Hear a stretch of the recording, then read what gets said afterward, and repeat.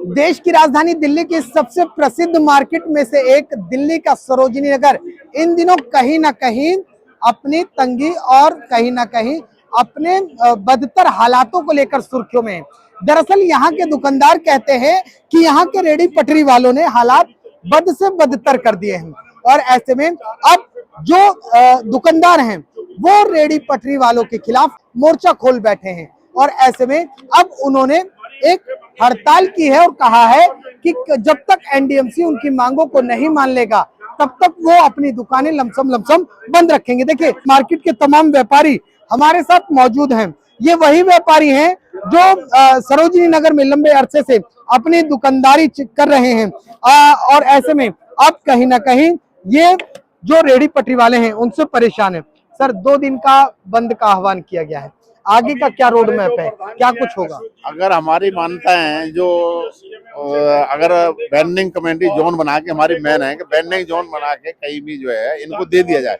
हम उनके रोजी रोटी के खिलाफ नहीं है, लेकिन दुकानदारों को परेशान न किया जाए। दुकानों के सामने अगर पहले ही इतनी भीड़ है, अगर इतने 5 से 14 आदमी आ जाएंगे तो आम पब्लिक कहाँ चलेगी? बिल्कुल। क्या ये भी स्थिति उत्पन्न हो जाती है कई बार, जिस तरीके से दुकानदार जब दुकान के आगे रेडी लगा के खड़े रहते हैं, दुकानदार कहते हैं कि भैया थोड़ा सा ऐसा कर लीजिए, इधर कर लीजिए, उधर कर लीजिए, क्या एक विवाद की स्थिति भी लगातार उत्पन्न होती है? सर, एक्चुअल में ऐसा है कि उनको जितनी जगह अलॉट की जाती है वो उससे ज्यादा बढ़ जाते हैं, वो एनक्रोचमेंट करते हैं। और एक्चुअल में है कि हमारी शॉप्स है, उसके सामने शॉप्स हैं और बीच में वो बैठ जाते हैं और उसी के अंदर से रास्ता भी है और कस्टमर्स को भी निकलना है और हमें भी निकलना है। और उसके साथ में हमारी मार्केट में एक समस्या और है कि मोबाइल हॉकर्स बहुत बढ़ गए हैं और मोबाइल हॉकर्स क्या करते हैं, ईव टीजिंग करते हैं। अगर जैसे आपने बोल दिया उन्होंने 100 रुपए का, मैडम 150 रुपए का उन्होंने मना कर दिया, तो उनके पीछे पीछे लग जाएंगे कि नहीं ले लो, ये ले लो, इतना कर दो, वो ले लो। अगर ऐसे क्या, वुमेन हरासमेंट भी होती है, लेडीज भी परेशान होती हैं, अच्छा कस्टमर आना भी बंद होता है। हम जैसे चाहते हैं कि हमारी मार्केट अच्छी बने, सुंदर बने, जिससे कि हमारी मार्केट में फॉरनर्स आए, अच्छा कस्टमर है।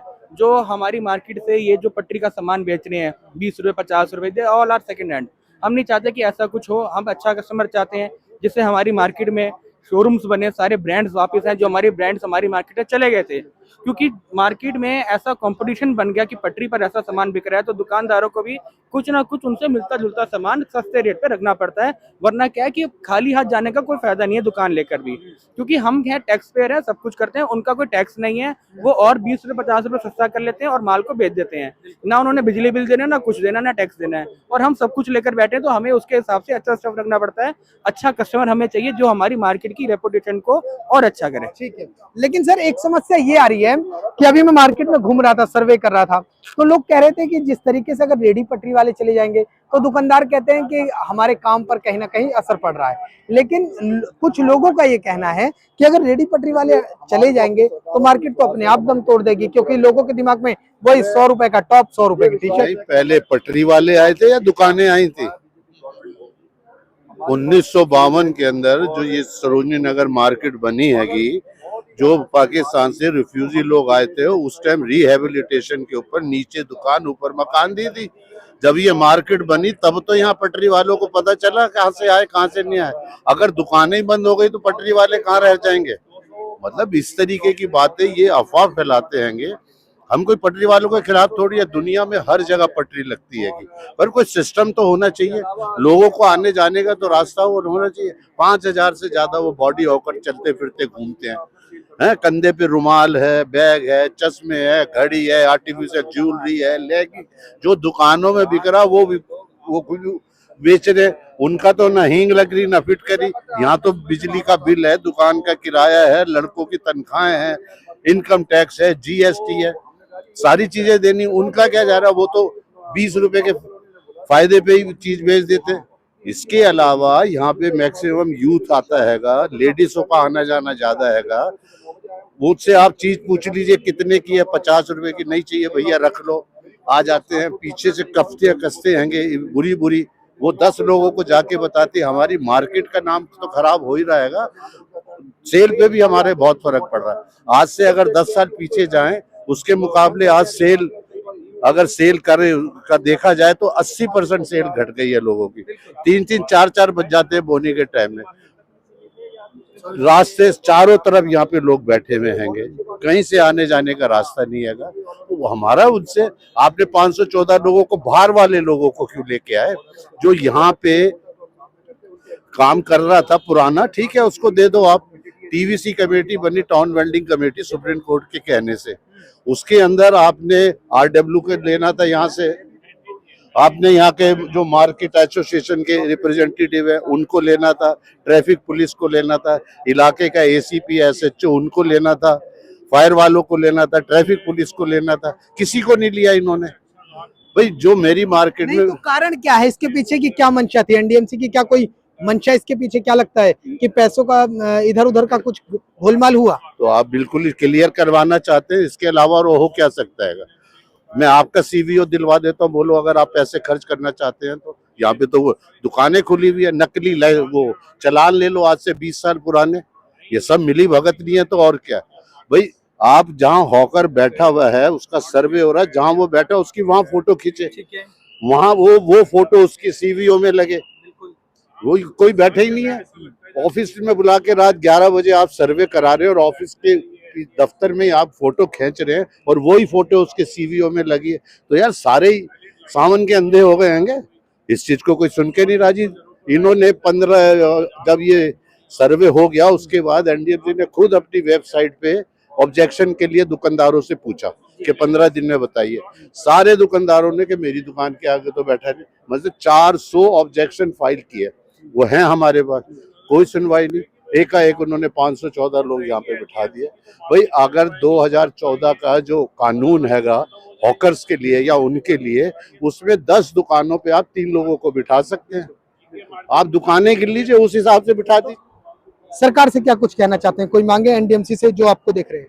देखो जी, एनडीएमसी से हम यही कहेंगे, हम किसी के बेरोजगार के खिलाफ नहीं है, लेकिन जो वैध हैं और उनको एक अलग से जोन बना के वहाँ बिठाया जाए, ना कि मार्केट के बीचों बीच, क्योंकि यहाँ पर फायर की, सेफ्टी की बिल्कुल भी कोई भी इंतजाम नहीं है।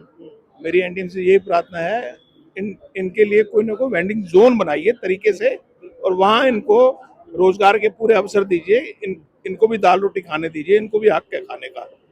ये मेरा आपसे प्रार्थना है एनडीएमसी से। ये व्यापारी जो है, दुकानदार, वो कह रहे हैं देखिए रेडी पटरी वालों का ना विरोध है ना विरोध कर रहे हैं। इनका कहना देखिए हमारी सीधी सी मांगे हैं, पहली चीज कि जो लोग मार्केट में कस्टमर आता है उसकी सुरक्षा को ध्यान में रखना भी कहीं ना कहीं हमारी प्राथमिकता है। लिहाजा जिस तरीके से तमाम समस्याएं हैं, कहीं ना कहीं आने वाले समय में क्या अधिकारी और नेता और ये जो तमाम जो लोग हैं क्या किसी बड़े हादसे का इंतजार कर रहे हैं? कई बार देखा जाता है कि कई तरीके की स्थितियां उत्पन्न होती हैं और एक आंकड़ा सामने आता है कि इतनी घटना हो गई, इतना इतना सब कुछ हो गया। क्या सरोजिनी नगर में भी हालात यही है और दुकानदार लगातार कह रहे हैं कि जाग जाओ जाग जाओ जाग जाओ? क्या अधिकारी और नेता अभी भी कुंभकर्ण की नींद सो रहे हैं? कुंभकर्ण की नींद सो रहे हैं। मुझे तो ये लगता है इनके कान में कोई जू ही नहीं जा रही। यहाँ के प्रवेश वर्मा जी जो एमएलए हैं, हमारे सरोजिनी नगर क्षेत्र से इलेक्शन जीते हैं। हम खुद बीजेपी के ही हैं या कांग्रेस के हैं, बात ये नहीं है। बात ये कि हमने उनको जिताने में समर्थन दिया है। आज हमारी जो स्थिति है उसमें वो ध्यान ही नहीं दे रहे, कोई आ नहीं रहे, कोई बात नहीं कर रहे कि यहाँ हम लोग बैठे हैं, क्या कर रहे हैं सर? पटरी पटरी पटरी पटरी को इन्होंने इतना आगे कर दिया कि इसके पूछो नहीं। तो ये जो एनफोर्समेंट डिपार्टमेंट है ना, वो एनफोर्समेंट डिपार्टमेंट उनको चेंज करके अपना नाम एनक्रोचमेंट डिपार्टमेंट कर लेना चाहिए। Director encroachment, inspector encroachment, deputy director encroachment, तो उसको चेंज कर लेना चाहिए नाम। मतलब बोर्ड अगर वो कहें तो हम बनवा के भिजवा सकते हैं, ऐसी कोई बात नहीं। इतनी हमारी ये एसोसिएशन बहुत बढ़िया है यहाँ की एनडीएमसी की कि वो इस तरह की चीजें खर्चे कर लेगी। जब हम दुकानें बंद कर सकते हैं तो हम ये भी करके कर सकते हैं। अगला हमारा जो है शोर नहीं मचाना, तो कुछ ना कुछ तो ऐसे बड़ा ही करेंगे। अभी आप देखिए क्या होता है।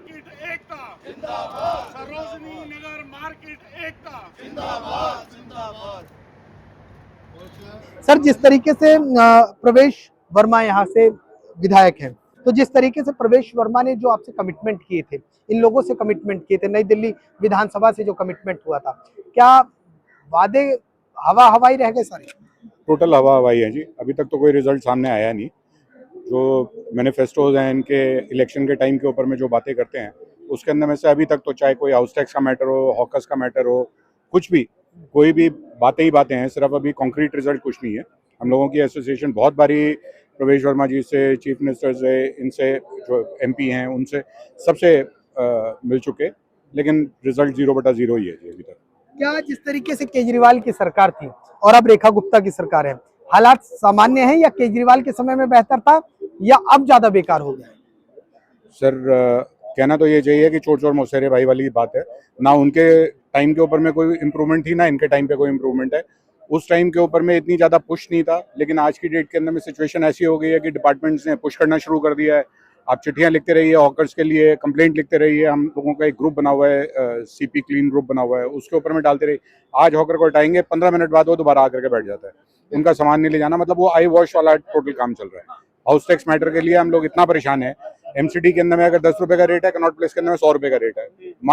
मनमानी है एनडीएमसी की, कोई बेसिस नहीं है। बोलते हैं 1 सिटी 1 टैक्स, लेकिन हो कुछ नहीं रहा उसके ऊपर में। अब ये कमेटी बनाएंगे, क्या टैक्स लाएंगे नहीं लाएंगे कुछ मालूम नहीं है। ठीक है, ये तमाम लोग हमारे साथ मौजूद थे और इन लोगों ने कहा कि जिस तरीके से खुलेआम कहीं ना कहीं अधिकारी का ये जो लूट तंत्र चल रहा है, इसको लेकर अब व्यापारी जो हैं वो बहुत परेशान हैं। वो कहते हैं कि कहीं ना कहीं सरकार और अधिकारियों के लिए नींद तोड़ने के लिए अब हमें ही आगे आना होगा। शायद उसका यही एक कारण है कि अब ये लोग हड़ताल पर बैठे हैं। कह रहे हैं कि अगर समय रहते अभी भी अधिकारी और सरकार नहीं जागी तो आने वाले दिनों में इसके परिणाम देखने को मिल सकते हैं और कहीं ना कहीं ये जो विरोध प्रदर्शन है वो और लंबा और ज्यादा हो सकता है। ऐसे में सरकार और अधिकारी को लगातार जगाने की कोशिश की जा रही है। दिल्ली से कैमरामैन राकेश के साथ मैं राहुल शुक्ला, नमन सत्य न्यूज़।